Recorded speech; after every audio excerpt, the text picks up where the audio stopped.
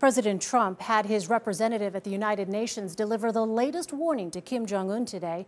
Here's Chief White House correspondent Major Garrett. At the second Security Council session on North Korea in a week, U.S. Ambassador Nikki Haley said enough is enough. The time for half measures in the Security Council is over. The time has come to exhaust all of our diplomatic means before it's too late. Haley said North Korea's reported test of a hydrogen bomb in defiance of new UN sanctions shows dictator Kim Jong Un is spoiling for a conflict. He is begging for war. War is never something the United States wants. We don't want it now. But our country's patience is not unlimited.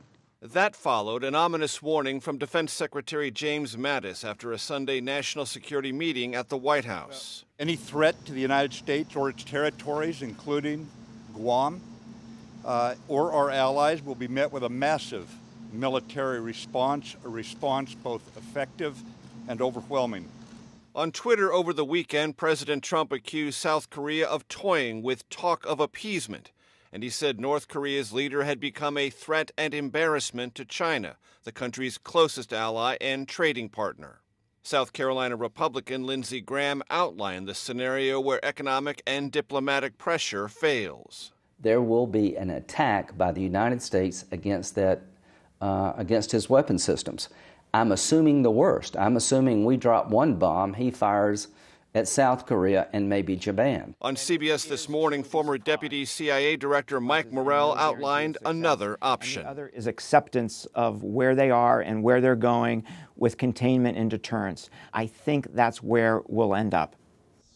The president spoke by phone today with South Korean President Moon Jae-in, and the two leaders agreed to amend a joint treaty between the United States and South Korea, allowing South Korea to increase, if you will, the size and payload of its warheads on its missiles, and for the South to buy billions more in U.S.-made weapons. Elaine?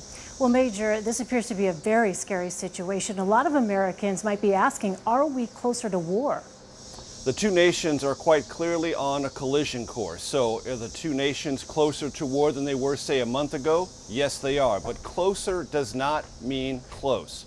Diplomacy and economic pressure still have a long way to go. The Treasury Department is writing a new round of sanctions as we speak. And if there is a curtailing or ending of U.S. trade with nations that deal with North Korea on a regular basis, like China, that could also change the calculus. Major Garrett at the White House. Major, thanks.